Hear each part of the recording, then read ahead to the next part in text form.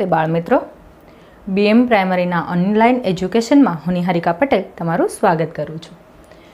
આજે આપણે ધોરણ 7 સામાજિક વિજ્ઞાન પાઠ 4 એનો ભાગ બીજો મધ્યયુગીન સ્થાપત્યો વિશે આપણે પહેલા ભાગમાં ભણી ગયા છે. આજે આપણે એની ચિત્રકલા, સંગીતકલા, સાહિત્ય અને શહેરીકરણ હસ્તકલા વિશે આગળ અભ્યાસ કરીશું. તો વિદ્યાર્થી મિત્રો, ભાગ 1માં આપણે જોયું કે મધ્યયુગીન સ્થાપત્યનો વિકાસ ભારતભરમાં થયો હતો, જેમાં રાજપૂત યુગીન સ્થાપત્યો, મધ્યયુગીન એટલે કે સલ્તનતના સ્થાપત્યો અને મુઘલકાળ દરમિયાન બનેલા સ્થાપત્યો વિશે આપણે ચર્ચા કરી હતી. ત્યાર પછી છે ચિત્રકલા. વિદ્યાર્થી મિત્રો, ચિત્રકલાની શરૂઆત આમ તો મુઘલ સમયમાં થઈ. બાબરે મુઘલ સમય દરમિયાન બાબરે ચિત્રકલાની શરૂઆત કરી. ગુલશન ચિત્રાવલી અને હમ્ઝનામા એમાં અસંખ્ય ચિત્રો દોરાયા હતા. ચિત્રકાર, મહાન ચિત્રકાર આકારીઝાએ સરસ એની મદદથી દિલ્હીમાં ચિત્રશાળાની સ્થાપના થઈ હતી. પશુ, પંખીઓ, ભૌમિતિક આકારો અને ફૂલોના અનેક ચિત્રો એ સમયમાં દોરાયા. મુઘલ સમય દરમિયાન ચિત્રકલા દ્વારા એટલે કે ચિત્રો દોરવાની શરૂઆત થઈ. કોઈ તહેવાર ઉજવાતો હોય અથવા તો રાજા છે એ હાથી ઉપર જતો હોય એવા ચિત્રો, એવી ચિત્રકારી શરૂ કરવામાં આવી. ખાસ કરીને તહેવારો જે ઉજવાય એના ચિત્રો પણ દોરાયા હતા. તો આ રીતે ચિત્રકલાની શરૂઆત થઈ. રાજસ્થાનમાં મેવાડ, જયપુર, કોટા વગેરે શૈલીના ચિત્ર એ સમયમાં પણ જોવા મળે છે. આ ઉપરાંત ગુજરાતમાં તળપદી, સાદી એવી બધી ચિત્રકલાઓ વિસાદિત રીતે રજૂ થઈ શકે. મહાભારતના, રામાયણના ચિત્રો દ્વારા એ બધી કથાઓના પ્રસંગો રજૂ થતા હતા. તો આમ મધ્યયુગ દરમિયાન ચિત્રકલાનો પણ સારો એવો વિકાસ થયો હતો. ત્યાર પછી છે સંગીત. આમ તો પ્રાચીન સમયથી જ સંગીતનો વિકાસ ભારતમાં હતો જ. તમે 6ઠ્ઠા ધોરણમાં ભણી ગયા કે આપણો પ્રાચીન ગ્રંથ 4 જે વેદો છે એમાં પ્રાચીન વેદ, સામવેદ એ સંગીતની ગંગોત્રી છે. પણ જે સંગીત શાસ્ત્રીય સંગીત હતું અને ભારતીય સંગીત હતું એમાં સલ્તનત સત્તા દરમિયાન એ ભારતીય સંગીતની સાથે સાથે ઇસ્લામિક સંગીતની શરૂઆત થઈ અને એમાં અમીર ખુસરોએ કવાલી અને ધ્રુપદ પદ્ધતિને બદલે ખયાલ પદ્ધતિ દાખલ કરી. તો આ રીતે સંગીતમાં ફેરફારો થયા અને સંગીતમાં પણ નવી પદ્ધતિઓ સલ્તનત સમય દરમિયાન દાખલ થઈ. વિદ્યાર્થી મિત્રો, મેં તમને પહેલાં જ કહ્યું હતું કે ભારત છે એ રંગીન, વિવિધ રીતે એવો દેશ છે કે એમાં બધું જ જોવા મળે છે. એનું કારણ છે વિવિધ પ્રજા. સૌપ્રથમ હિન્દુઓ હતા તો એ રીતે એની શૈલી હતી, એના શાસ્ત્રીય સંગીતો, એની કલા, એનો વારસો તો હતો જ. સલ્તનતો આવ્યા, મુઘલો આવ્યા અને ત્યાર પછી યુરોપિયનો આવ્યા. એ બધા જ પોતાની કલા, સાહિત્ય, સ્થાપત્ય એ બધું જ લાવ્યા અને એ સમન્વય, એ કલાનો સમન્વય એટલે ભારત. એટલે ભારતનો વારસો એ અતિ પ્રાચીન અને વૈવિધ્યસભર છે. ત્યાર પછી મુઘલ સમય દરમિયાન સંગીતનો જ્ઞાતા તાનસેન થઈ ગયો. એને અનેક રાગોની રચના કરી. દેવગીરીમાં એટલે કે દૌલતાબાદ અને માળવા, મહારાષ્ટ્ર આજુબાજુ સારંગદેવ નામનો મહાન સંગીતકાર થઈ ગયો, જેમણે સંગીત રત્નાકર નામનો એક ગ્રંથ લખ્યો, જેમાં સંગીતના ઘણા બધા રાગો અને એના ખ્યાલો વિશેની માહિતી આપી. ત્યાર પછી ગુજરાતમાં હરિપાલ દેવ નામનો એક સંગીતકાર થઈ ગયો અને એણે સંગીત સુધાકર નામનો ગ્રંથ લખ્યો. તો આ રીતે મધ્યયુગ પછી સલ્તનત યુગ અને મુઘલ સમય દરમિયાન સંગીત ક્ષેત્રે પણ અનેક સંશોધનો થયા અને એ પણ સારી રીતે થયા. ત્યાર પછી સાહિત્ય. તો તમે 6ઠ્ઠા ધોરણમાં ગુપ્તયુગ, મૌર્યયુગ એ બધું ભણ્યા અને એમાં ઘણા બધા ગ્રંથો ભણી ગયા છો. વિદ્યાર્થી મિત્રો, તમને યાદ છે હર્ષવર્ધન પણ એક મહાન સાહિત્યકાર હતો. એણે પણ 3 નાટકોની રચના કરી હતી. એના સમયમાં બ્રહ્મભટ્ટ એ કવિ હતા, મહાન લેખક હતા. તો આ રીતે પ્રાચીન સમયથી સાહિત્યની રચના થઈ હતી, પરંતુ રાજપૂત યુગ દરમિયાન સાહિત્ય ક્ષેત્રે નોંધપાત્ર ફાળો થયો અને અનેક ભાષાઓમાં સાહિત્ય રચાયા. નવી નવી ભાષાઓમાં અનુવાદો પણ થયા. જેમ કે આપણે આગળ જોયું કે મહાભારત, રામાયણ વગેરેનો અનુવાદ અકબરે ફારસી ભાષામાં કરાવ્યો હતો. તો આ રીતે સાહિત્ય ક્ષેત્રે પણ સલ્તનત યુગ અને મુઘલ યુગ દરમિયાન અને રાજપૂત યુગ દરમિયાન અનેક ખેડાણો થયા અને સાહિત્યનો સમૃદ્ધ વારસો આપણને આજે પણ એના દ્વારા જોવા મળે છે. એમાં પહેલું છે સિદ્ધહેમ શબ્દાનુશાસન. રાજા સિદ્ધરાજ જયસિંહે હેમચંદ્રાચાર્ય દ્વારા સિદ્ધહેમ શબ્દાનુશાસન વ્યાકરણ ગ્રંથની રચના કરાવી અને એ પણ આપણે જાણીએ છીએ કે હેમચંદ્રાચાર્યએ આ વ્યાકરણ ગ્રંથની રચના કરી અને હાથીની અંબાડી ઉપર એની શોભાયાત્રા કાઢી હતી. ત્યાર પછી જયદેવ નામના રચયિતા, અહીં એ રચયિતાના નામ આપ્યા છે અને અહીં એના કર્તા એટલે કે જે કોઈ ગ્રંથે જે લખ્યો છે એના નામ આપ્યા છે. તો જયદેવ રચિત ગીત ગોવિંદમ, કૃષ્ણ ભક્તિ આધારિત ગીત ગોવિંદમ નામનો ગ્રંથ જયદેવે રચેલો છે. જયદેવ નામના કવિએ અથવા તો લેખકે રચેલો છે. ત્યાર પછી નારાયણ નામના પંડિતે નાટક હિતોપદેશ નામનો વાર્તા સંગ્રહ લખ્યો. વિદ્યાર્થી મિત્રો, તમે સસલું અને કાચબો, કાગડો અને શિયાળ આ બધી વાર્તાઓ સાંભળી છે. એવી વાર્તાઓ કે જે વાર્તામાં જે પાત્રો છે એ પશુ અને પક્ષીઓના છે અને એના દ્વારા આપણને ઉપદેશ આપવામાં આવે છે, આપણને કંઈક બોધ આપવામાં આવે છે. જેમ કે કાચબો અને સસલું દ્વારા આપણને એ વાર્તા દ્વારા બોધ આપવામાં આવે છે કે આપણે આરામ અથવા તો આપણે આપણું જે કામ છે એ પૂરું કરીને જમ્પ લેવો જોઈએ. નહીંતર આપણે જો વચ્ચે આળસ કરીએ તો આપણે ન માનતા હોય એ આપણી આગળ નીકળી જાય. ત્યાર પછી ઘણી બધી એવી વાર્તાઓ તમે જાણો છો. તો એ બધી વાર્તાઓના લેખક છે હિતોપદેશ વાર્તાનો સંગ્રહ છે અને એમના લેખક છે નારાયણ પંડિત. હિતોપદેશ એટલે તમારા હિતમાં ઉપદેશ આપતી વાર્તાઓ, જેના રચયિતા છે નારાયણ પંડિત. તો આ રીતે હિતોપદેશ નામનો વાર્તા સંગ્રહ નારાયણ પંડિતે આપણને આપ્યો છે. મધ્યયુગ દરમિયાન આ વાર્તા સંગ્રહનું લખાણ થયું છે. ત્યાર પછી ભાસ્કરાચાર્ય નામના લેખકે સિદ્ધાંત શિરોમણી અને લીલાવતી આ એક ગ્રંથની રચના કરી છે, જેમાં રાજા અને રાણીઓની કથાઓની આલેખન છે. ત્યાર પછી પૃથ્વીરાજ વિશે તો તમે સૌ જાણો જ છો. પૃથ્વીરાજ રાસો નામનું મહાકાવ્ય કવિ ચંદબરદાએ લખ્યું છે. પૃથ્વીરાજના દરબારમાં પૃથ્વીરાજ પોતે સાહિત્ય અને કલાનો પ્રેમી હતો. તે કહેતો કે ઇતિહાસ આપણને યુદ્ધ કરતાં સાહિત્ય અને કલામાં વધારે યાદ રાખશે અને એટલા માટે એ યુદ્ધ કરવા ન માગતો હતો. પણ કોઈ યુદ્ધ કરે તો એ ઝંપીને બેસી પણ ન રહેતો. એણે પોતાના દરબારમાં સાહિત્યકારો, કવિઓ વગેરેને આશ્રય આપ્યો હતો. એમાં કવિ ચંદબરરાયે પૃથ્વીરાજ રાસોના જે યુદ્ધો થયા એટલે કે પૃથ્વીરાજ ચૌહાણે જે યુદ્ધ કર્યા એ પૃથ્વીરાજ રાસોમાં આલેખ્યા છે અને મહાકાવ્ય રૂપે આજે પણ આપણને જોવા મળે છે.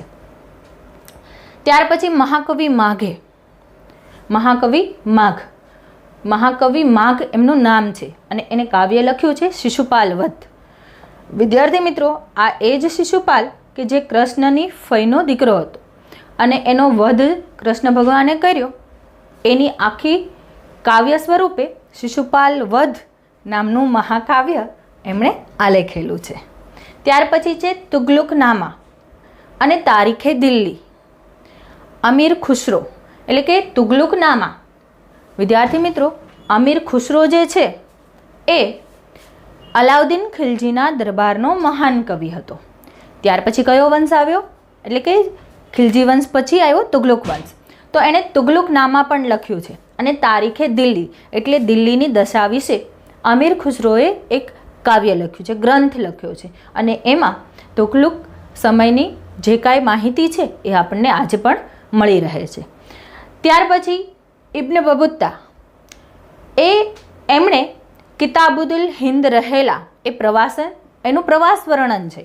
પણ એ પ્રવાસ વર્ણન દ્વારા એ સમયની એ આફ્રિકન મુસાફર હતો અને એ સમયે ભારતમાં આવ્યો, ભારતમાં ફર્યો અને સાથે પોતાની નોંધ પોથી લખી હતી એટલે કે પોતાના પ્રવાસ વર્ણનો કરેલા. એ સમયના રાજાઓ વિશે પણ એણે લખ્યું હતું અને એના દ્વારા આજે આપણને એ રાજાઓ વિશેનો ઇતિહાસ જાણવા મળે છે. તો આમ આ બધા જ સાહિત્યો દ્વારા આજે આપણે એ સમયનો ઇતિહાસ જાણી શકીએ છીએ. નહીંતર આપણને શું ખબર કે પૃથ્વીરાજ રાસો એ ખરેખર ઇબ્રાહિમ શાહબુદ્દીન ઘોરી સાથે લડ્યો હતો કે નહીં, પણ એ બધી વાતની જાણ આપણને પૃથ્વીરાજ રાસો એ મહાકાવ્ય દ્વારા જાણવા મળે છે.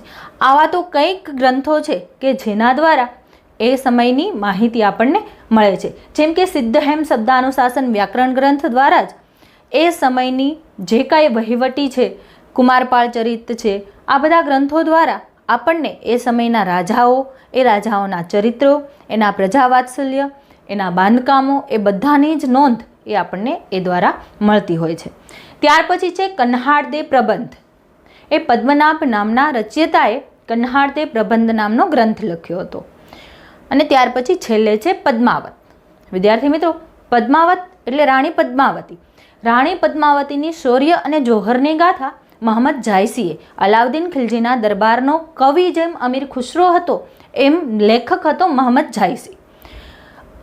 અલાઉદ્દીન ખિલજીના કહેવાય છે કે અંગત 3 એવા સાથીદારો હતા કે જેને લીધે અલાઉદ્દીન ખિલજી એ મહાન રાજા એટલે કે સુલતાન બની શક્યો. એમાં એક હતો કવિ તરીકે, સંગીતકાર તરીકે અમીર ખુસરો, લેખક તરીકે મોહમ્મદ જાયસી અને એના અંગત સેનાપતિ તરીકે મલિક કાફરે. એ આપણે આગળ ભણી ગયા છીએ. તો પદ્માવત વિશે એટલે કે રાણી પદ્માવતીનું જોહર અને રાજા રતનસિંહની જે શૌર્ય કથાઓ છે, જે એણે કેસરિયા કર્યું, એના વિશેની તમામ માહિતી મોહમ્મદ જાયસી દ્વારા, જે એને પદ્માવત નામનો ગ્રંથ લખ્યો છે, એના દ્વારા આપણને મળે છે. તો વિદ્યાર્થી મિત્રો, આ રીતે રાજપૂત યુગ દરમિયાન અથવા તો જે દરમિયાન જે કાંઈ સુધારાઓ એટલે કે જ્યાં ચિત્રકલામાં જે કાંઈ નવીન થયું, સંગીતમાં જે કાંઈ આવકારો થયા અને સાહિત્યમાં જે રચનાઓ થઈ એના વિશે આપણે જોયું. ત્યાર પછી છે નૃત્યકલા અને હસ્તકલા. વિદ્યાર્થી મિત્રો, આમ તો ભારત નૃત્યકલા અને હસ્તકલામાં પ્રાચીન સમયથી આગવું સ્થાન ધરાવે છે. એમાં પણ ગુજરાત તો છે જ. પ્રાચીન સમયથી વેપાર વાણિજ્યનું કેન્દ્ર પણ છે. લોકનૃત્ય અને હસ્તકલા માટે પણ જાણીતું છે. તમે પાટણના પટોળા વિશે સાંભળ્યું હશે.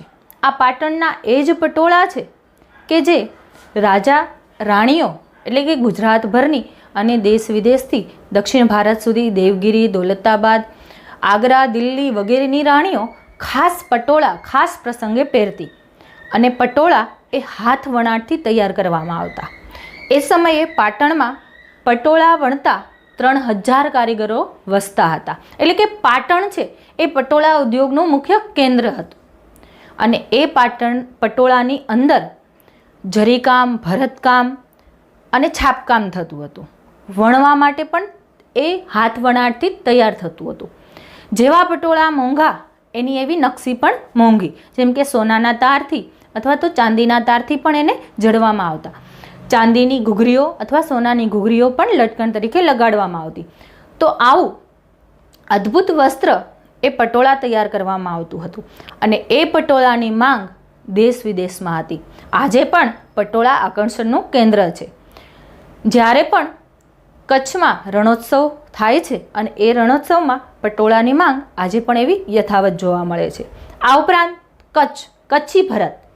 કચ્છી ભરતમાં ભરત, ગૂંથણ અને કચ્છી કલા એ પણ આગવું સ્થાન ધરાવે છે.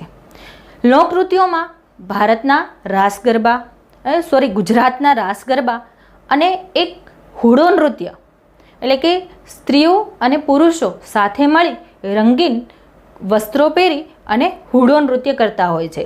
આ ઉપરાંત દેવી દેવતાઓની પૂજા માટે ખાસ નવરાત્રિના પ્રસંગે ગરબા રમાય છે. એ તો તમે જાણો છો. જે ગરબા એ ખૂબ જાણીતું લોકનૃત્ય તરીકે જાણીતું છે.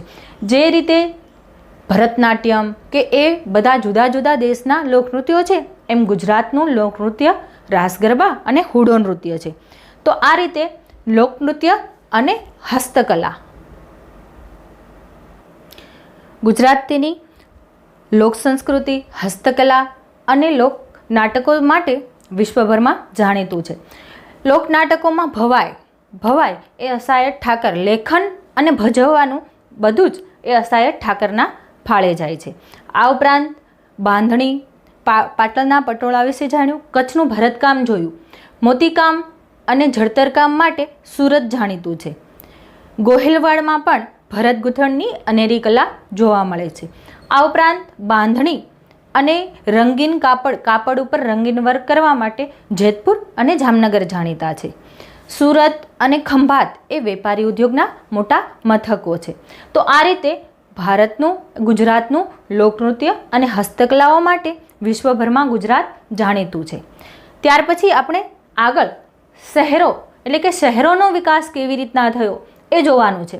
વિદ્યાર્થી મિત્રો, ધીમે ધીમે જેમ વેપારીઓ આવતા ગયા, અથવા તો મેં તમને કીધું એમ કે પાટણના પટોળા પ્રખ્યાત હતા, તો પાટણ એક નાનું એવું ગામ મટી અને વેપારનું મોટું કેન્દ્ર બન્યું અને ત્યાં રહેતા બધા જ વર્ગોને કામ મળવા લાગ્યું. કોઈ વણવાનો ધંધો કરે, કોઈ રંગવાનો ધંધો કરે, કોઈ એમાં જળતર કરવાનો કરે અને દેશ વિદેશમાં એની માંગ હોવાથી પાટણ એ વેપારનું મુખ્ય કેન્દ્ર બન્યું અને નાના ગામમાંથી એ ગુજરાતની રાજધાની બની અને આ રીતે એનો શહેર તરીકે વિકાસ થયો.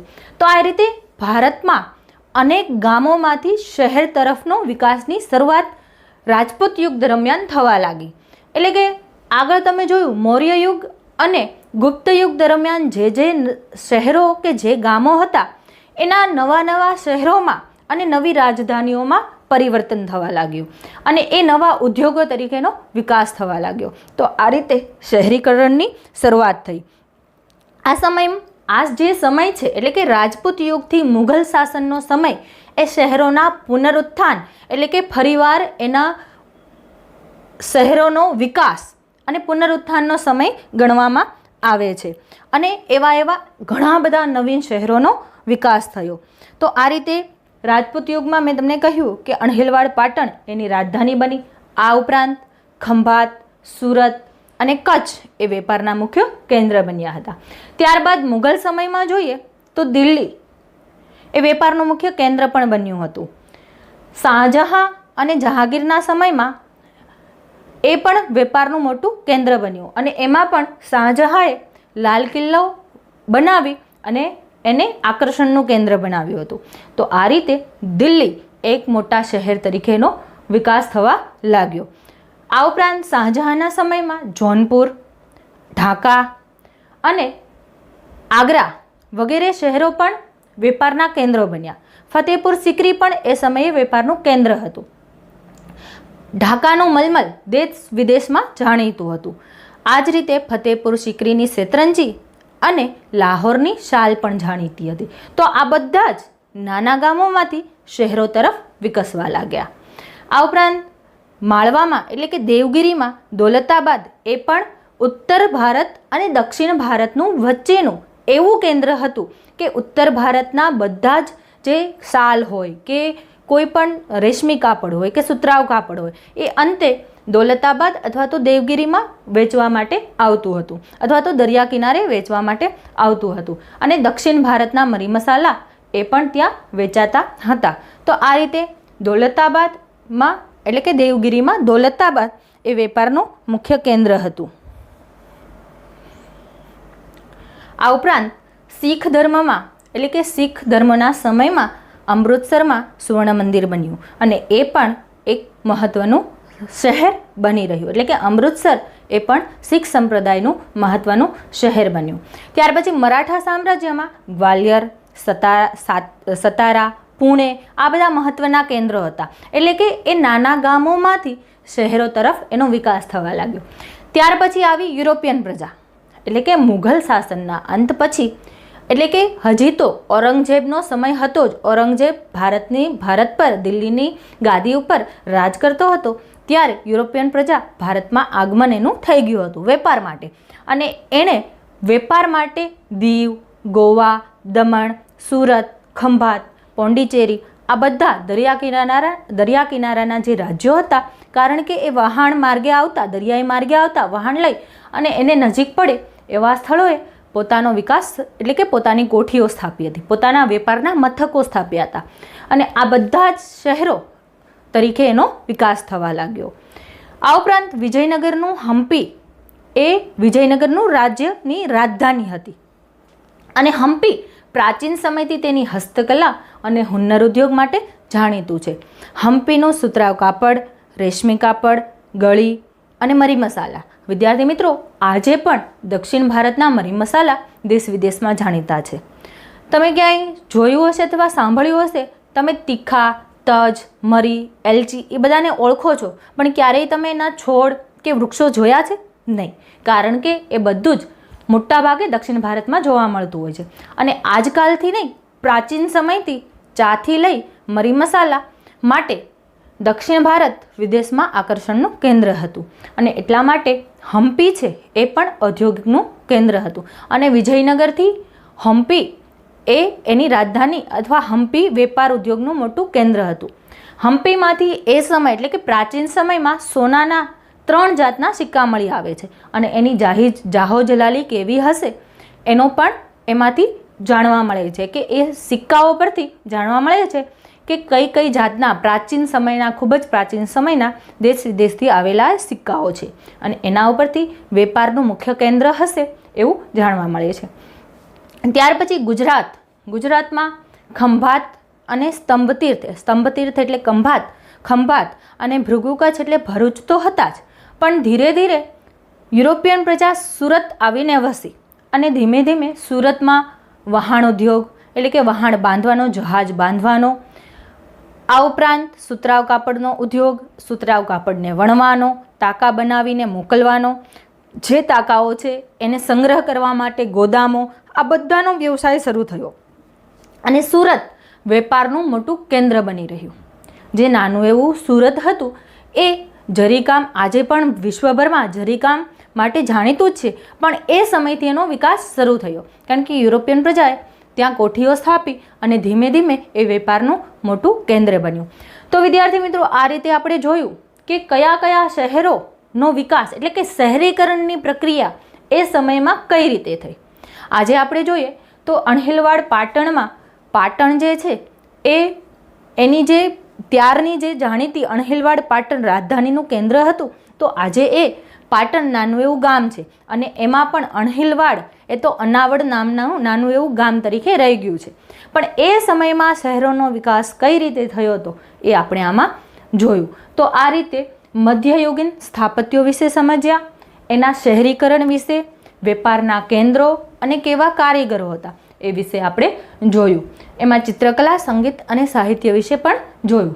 હવે પછી આવતા વિડીયોમાં આપણે ભૂગોળનો પાઠ ભણવાનો છે. ઇતિહાસ અહીં પૂરું થાય છે. આ સત્રનો ઇતિહાસ અહીં આપણે પૂરું કરીએ છીએ. ત્યાર પછી હવે મળીશું નવા વિડીયો સાથે. ત્યાં સુધી ઘરે રહેજો, સુરક્ષિત રહેજો અને સેફ રહેજો. લાઈક કરજો, આ વિડીયોને શેર કરજો, જેથી કરી તમારી જેવા બીજા વિદ્યાર્થીઓ આનો લાભ લઈ શકે. આવજો.